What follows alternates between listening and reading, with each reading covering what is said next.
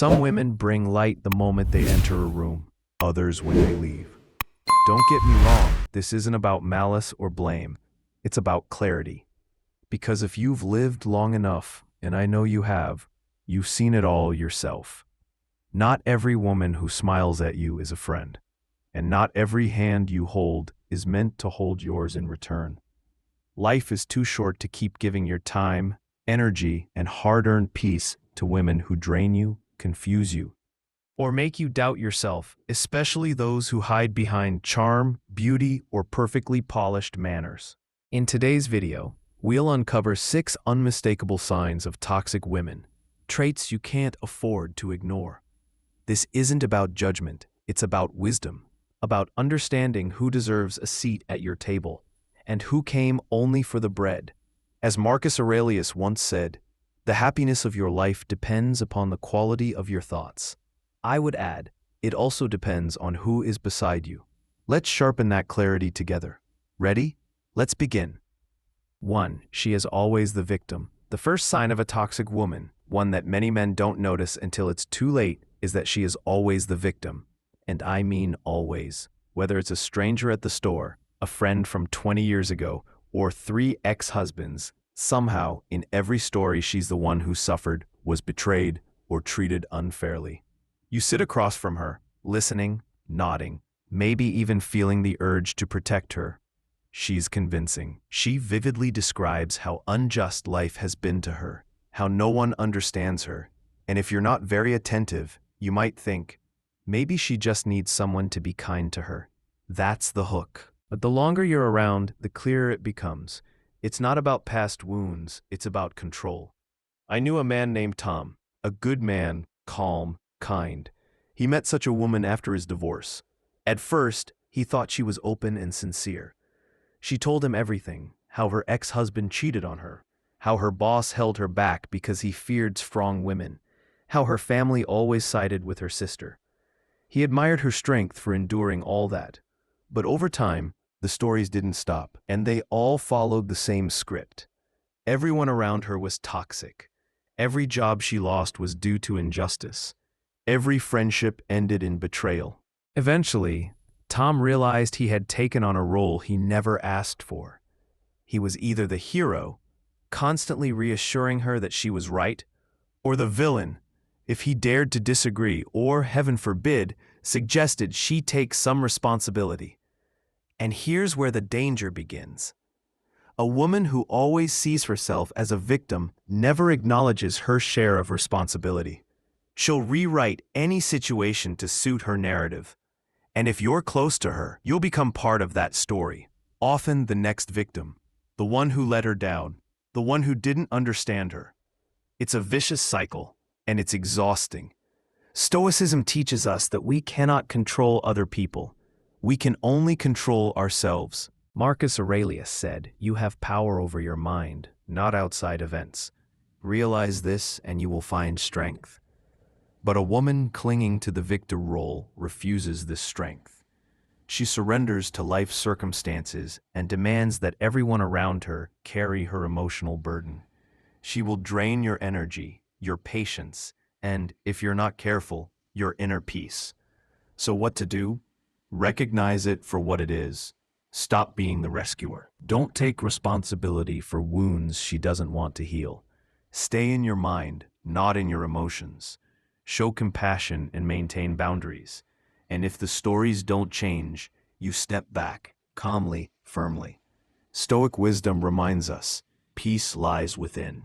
And if someone repeatedly drags you into chaos, leaving is not cruelty, it's wisdom. 2. She is addicted to drama. The second sign, you'll feel it inside before you see it, is that she is addicted to drama. I'm not talking about occasional emotional outbursts that everyone has. I'm talking about a woman whose entire life seems like an endless play where she is the director, the lead actress, and the scriptwriter who changes the plot every hour. If things become too calm, too stable, she'll find a way to ignite everything to feel alive again. For her, peace is boredom. Stability makes her uneasy. Before you know it, you'll find yourself caught in a whirlwind of arguments, confusion, and emotional chaos that never ends. It usually starts with small things. Maybe one day she gets upset because you were distracted while she was telling a story, or you didn't respond to a message quickly enough. Suddenly, this becomes proof that you're pulling away. A quiet evening turns into an argument you didn't expect. You spend hours explaining yourself, apologizing for things you don't understand, and end up feeling drained while she seems energized. That's what happens with people who live for drama. It gives them a sense of control. Chaos becomes their comfort zone because it makes them the center of attention. The world revolves around their emotions, and everyone else tries to keep up. From a Stoic perspective, such behavior is understandable when simplified to its essence. Seneca once wrote, "An angry man opens his mouth and shuts his eyes."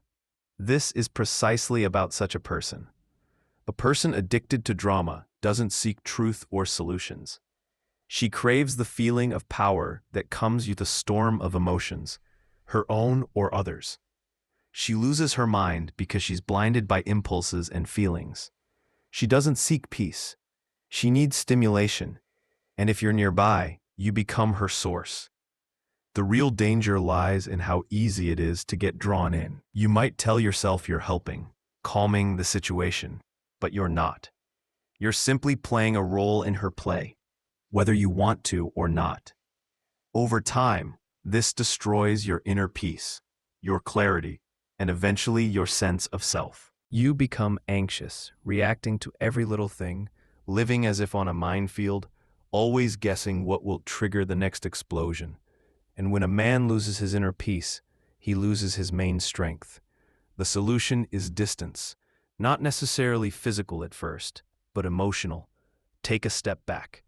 Let the waves rage, but don't rush to save them. Observe, but don't participate. As Epictetus taught, we cannot control others, we can only control how we react. And sometimes the wisest response is silence, distance, and refusal to participate in someone else's chaos. Biblia +1, Vikitika +1. You are not obliged to be an actor in someone else's play. Your role as a Stoic man is to remain stable, calm, and most importantly, free. Third, she manipulates through guilt. Did you know that guilt is one of the most powerful tools of psychological pressure? Research shows that it activates the same areas of the brain as physical pain, which is why it feels so heavy. That heaviness in the chest, the tightness in the stomach, it's not imaginary. And some women, the wrong women, know exactly how to press these buttons. The third sign of a bad woman is this. She manipulates through guilt, not directly, not openly, but quietly and deliberately. So you start doubting your own decisions. At first, it seems she's just sensitive. Maybe she gets upset when you cancel plans to focus on something important at work. Maybe she goes silent when you suggest taking some time for yourself. You think she just needs peace, and you give it to her. You cancel your plans, change your priorities, and each time you give away a piece of yourself just to avoid seeing that disappointed look in her eyes. You know the look. It says, "I thought you were different. I thought I mattered more to you." She doesn't need to say it aloud. Her silence, her sigh is enough. You start feeling like you're letting her down, that no matter how hard you try, it's never enough. And here's the trap. You don't even notice it's happening until you've already crossed your own boundaries. You're no longer making decisions based on reason or values. You're just reacting. You're trying to avoid the guilt that arises as soon as you do something for yourself instead of for her. And that's how she maintains control. Guilt becomes her method of control. And the more you pay, the more she demands, not always in words, but through gestures, moods, and by subtly distancing herself. You find yourself explaining your actions more often instead of simply making choices. You become the villain in her story if you don't meet her unspoken expectations. Gradually, you stop being yourself and start playing the role she wrote for you. Stoic philosophy has an answer to this. Epictetus said, "No man is free who is not master of himself." And that's the essence. When you let guilt drive your actions, you've already given up your freedom. Guilt clouds judgment. It draws you into a cycle of appeasement where you lose sight of your goals and values. The Libya. The solution isn't to argue or fight, but to set clear, calm boundaries, to act not out of fear, but out of reason. To give what you've chosen to give, not because you're avoiding punishment, but because it aligns with who you are. And when she tries to press those old guilt buttons again, you remain calm, balanced, confident, a man who knows his values and stands by them. Such a man is free, and freedom is something no guilt can take from you unless you give it away yourself. Fourth, she lacks empathy. The fourth sign often reveals itself when life takes a difficult turn. She lacks empathy. And if you've lived long enough, you know one thing for sure. Sooner or later, a woman who lacks empathy won't be there. Or she'll be there only because she thinks she should, not because she cares. You'll notice it first in small things. Maybe you say you're tired after a hard week, and she looks up from her phone for a second, and then immediately shifts the conversation back to her day, usually about something trivial. Or you open up, share something personal that took some courage, and she brushes it off as just another sentence in a regular conversation. There will be a distance between you. You'll feel it. It's not just that she doesn't understand. She simply doesn't want to understand. One man whom I respect once told me about a woman he started dating after his wife's death.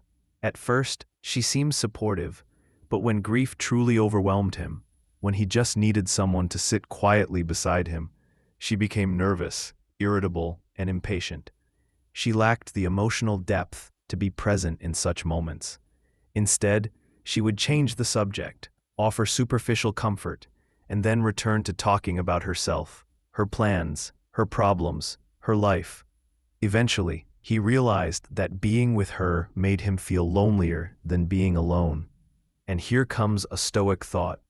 Marcus Aurelius wrote, "Waste no more time arguing about what a good man should be one. But I would add this, don't waste time hoping someone will become who they are not. Empathy is not something you can teach or summon in someone. It either exists or it doesn't, and when it's absent, you feel it to your core. A compassionate partner doesn't need to fix you or say much, but her calm, balanced, and sincere presence reminds you that you're not alone. A woman without empathy might sit beside you, but you'll feel as if miles separate you. If you find yourself making excuses for why she withdraws during your hardest moments, stop. Pay attention to that feeling. Stoicism teaches us to accept what is, not what we wish it to be. And in this case, it's simple. If she can't be there with empathy during tough times, she won't be there during future storms. The decision isn't to demand more from her, but to choose differently for yourself. Leave if necessary, not out of resentment, but with clarity.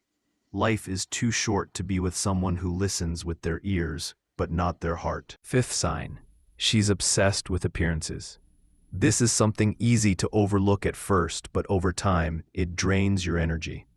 She's obsessed with appearances, not just occasionally or harmlessly. She measures life by how everything looks, how big the house is, how expensive the shoes are, how many people watch, like, and applaud. These are things that, in the long run, mean nothing, but she behaves as if they are everything. Her self-worth depends on what she can show, not who she truly is.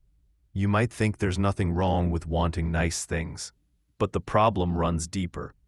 It's not about the things themselves, but what they represent to her. Status, approval, superiority.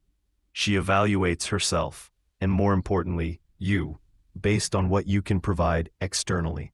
You'll find yourself in an endless competition you never agreed to join. No matter if you earn $100,000 or $1 million, drive a regular car or a luxury one, it will never be enough because someone will always have more, and she'll always be looking for the next rung to climb. The Stoics warned about this mindset over 2,000 years ago. Epictetus said, "Wealth consists not in having great possessions, but in having few wants. But a woman fixated on status and appearances is never satisfied. Whatever she gets doesn't bring true fulfillment. It's just a brief high, followed by emptiness and the desire for more. It's like trying to fill a broken jar. Everything you pour in immediately leaks out. She's stuck in a race for the superficial. And if you attach yourself to her, she'll pull you along. But here's the truth Stoicism teaches. External things don't matter. Marcus Aurelius called them indifference, neither adding nor subtracting from who you are as a person. What matters is character, virtue, how you live, and what you value.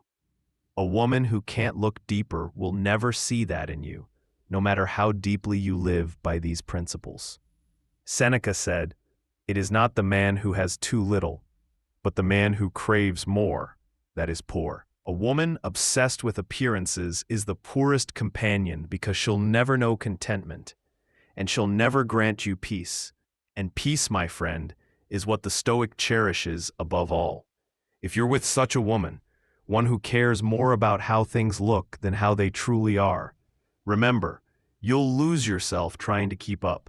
Your energy, your dignity, your peace, all will be spent chasing shadows.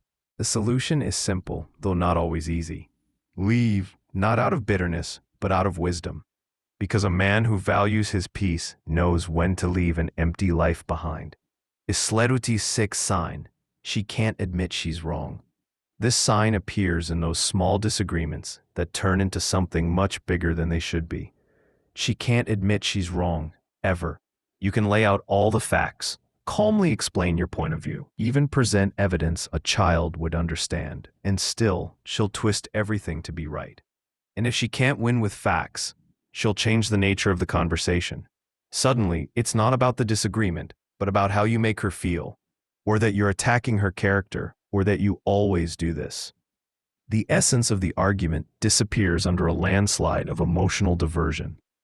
At first, you might think it's just pride or a bad day, but over time, you realize it's not just stubbornness, it's a habit. She can't admit her mistakes, even the smallest ones. She'll defend a bad decision, hurtful words, or an obvious error to the very end, because for her, being wrong means being weak, and weakness is unacceptable. The problem runs deeper than just pride. From a psychological perspective, individuals who refuse to admit fault often do so because their self-esteem is too fragile. Acknowledging a mistake is perceived as a threat to their identity, prompting them to defend themselves at all costs. However, when a person prioritizes being right above all else in every conversation, they forfeit something far more valuable: personal growth, intimacy, and trust. A person who cannot admit fault is incapable of learning, and one who doesn't learn cannot grow. The Stoics understood this better than anyone. Marcus Aurelius wrote, "If someone can prove me wrong and show me my mistake, or where my thinking is incorrect, I will gladly change. I seek the truth." This is true wisdom, the ability to accept correction as an opportunity, not as an attack. When you're with someone who rejects this principle, you find yourself in a relationship where your perspective is always questioned, and the burden of reason falls solely on your shoulders. This is exhausting and leaves you feeling alone. Such relationships become less about closeness and more about control. The irony is that by refusing to admit a mistake, she loses what the Stoics considered the purpose of life, the pursuit of truth. If she cannot say the simple words, "I was wrong," she's not just protecting her pride, she's cutting herself off from growth, understanding, and ultimately, love itself. For a Stoic man, clarity is essential. You must choose humility and truth in your life, and select a partner who does the same. Not because she's perfect, but because she's willing to be imperfect and brave enough to admit it. Without that humility, there is no partnership, only competition. And life is too short to spend it keeping score. Seneca said, "Only time can heal what reason cannot." But in relationships where reason isn't even allowed a voice, Time only makes things worse. The solution: find someone who knows how to say, "I was wrong." This isn't weakness. It's one of the highest forms of strength. And if she can't offer that, it's time to leave. Not out of anger, but out of respect for yourself and the life of wisdom and peace you're building. Philosophlog, home of the examined life, seventh sign. She doesn't respect your time. If life has taught us anything, it's that time is the one currency that can't be reclaimed. Money can be earned, health can be restored, but once time is gone, it's gone forever. Therefore, a woman who doesn't respect your time isn't just inattentive, she's a threat to your inner peace. And if you're not careful, she'll steal years from you, quietly, little by little, and you'll only realize it when it's too late. I remember a man named Richard. We worked together in Houston. A successful contractor around 55 years old. One of those who built everything he had himself. Smart, composed, respected. But in his personal life, things were different. Richard started dating a woman named Alice. At first, she seemed charming, beautiful, warm, made a man feel needed. But there was one problem. She was always late. First 20 minutes, then 40. She'd cancel plans at the last moment because she felt unwell or something important came up. Sometimes she'd simply forget. Richard, being a patient man, didn't pay much attention at first. He thought, well, it happens. Everyone has a busy life. But weeks turned into months. Richard began adjusting his work schedule for her. He waited alone in restaurants, postponed trips, and canceled fishing with friends because Alice said she really wanted to see him. And then she'd disappear without explanation. I'll never forget sitting across from him one day. He looked at his phone after she didn't show up again. He just shook his head and said, "I feel like I'm always waiting." That's what happens when someone doesn't respect your time. You're made to wait, not just physically, but morally and emotionally. And if you're not careful, you'll start thinking it's normal, that you need to be more tolerant, that this is just how things are now. But a Stoic knows better. Seneca wrote, "It's not that life is short, but that we waste much of it." And Richard realized that. Alice wasn't busy. She didn't forget. She simply didn't value his time because she didn't value him. And he allowed it because he didn't value his own time in the first place. The solution isn't in arguments or ultimatums, but in clarity. Respect your time as much as your life, because they are one and the same. A woman who respects you will respect your time. She'll arrive when she promised. She'll value every minute because it truly matters. Epictetus asked, "How long will you wait before you demand the best for yourself?" Richard stopped waiting, and it's time you did too.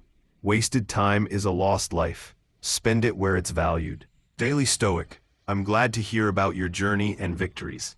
Please subscribe, click the bell, and leave comments under the video. Share your story, your successes or challenges you've overcome. If you don't know what to write, just say, "I liked it." That will be a sign that you watched until the end. Your engagement helps the community grow, develop, and turn every challenge into an opportunity. I'll leave 2 more videos here so you can continue your path of self-discovery and growth. Thank you, and see you in the next video.